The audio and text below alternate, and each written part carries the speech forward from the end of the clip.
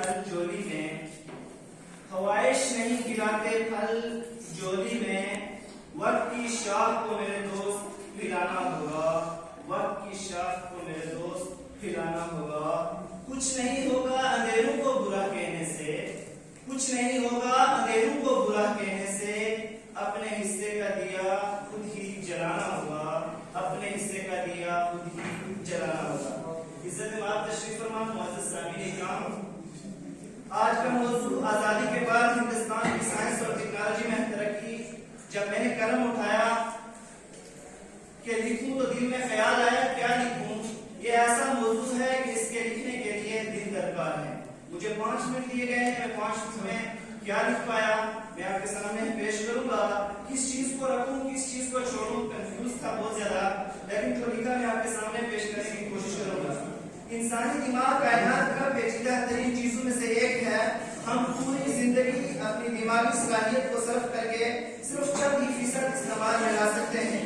اس چند فیصد کے استعمال سے انسان اجزاء کر کے خود کو اس کی حیرانی میں مبتلا کر دیا ہے۔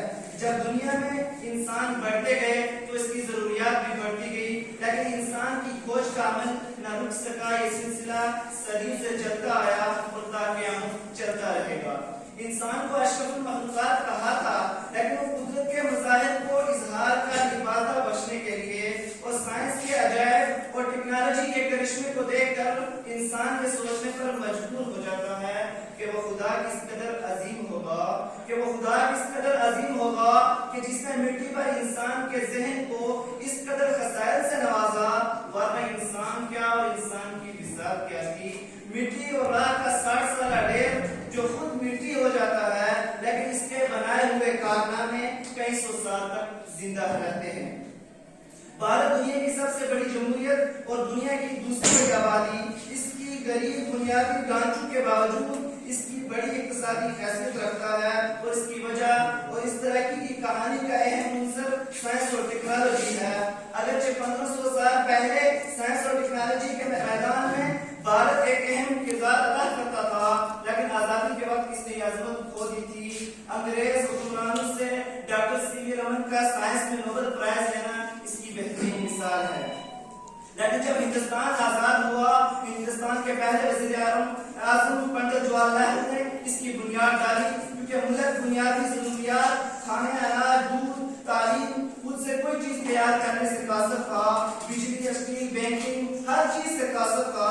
اس وقت وزیر اعظم نے سائنس اور ٹیکنالوجی پر زور دیا، متعدد قومی ریسرچ لیبارٹری، اسٹیل اور بجلی کی پیدا کرنے کے لیے ساز و سامان کی کمپنیوں کا قیام، کھانا، دودھ اور اہم صنعتی سامان کے لیے ملک کو خود کفیل کیا۔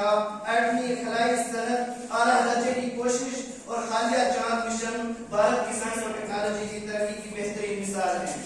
1980 کی دہائی سے شروع ہونے والا ٹیکنیکل انقلاب، ہر شعبے میں معیشت کی ترقی، کمپیوٹر انقلاب، 1950 کے دہائیوں میں ٹاٹا انسٹیٹیوٹ کی بنیادی ریسرچ، اور جس میں 1960 کی دہائیوں سے مضبوط جڑیں لی آئی آئی ٹی کانپور، اور تعلیمی کمپیوٹر جو ہے اس کے ساتھ ساتھ کمپیوٹر میں ڈگری پروگرام، یہ سب بھارت کی ترقی کی بہترین مثالیں ہیں۔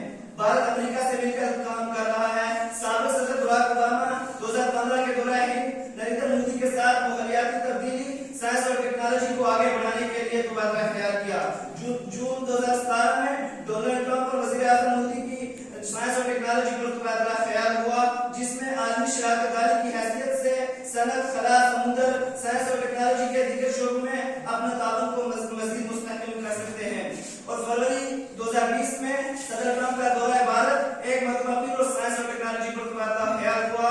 امریکی اور بھارتی شہریوں میں کافی عرصے سے اپنے علم کو مشترکہ کرنے اور دنیا کی تحقیق، قدرت کے عجائبات کو تحفظ دینے کے لیے شراکت داری کی ہے، اور ہماری مشترکہ کوششوں سے ہمارے عوام، ہمارا قدرتی ماحول، سیاروں کو فائدہ ہوا ہے۔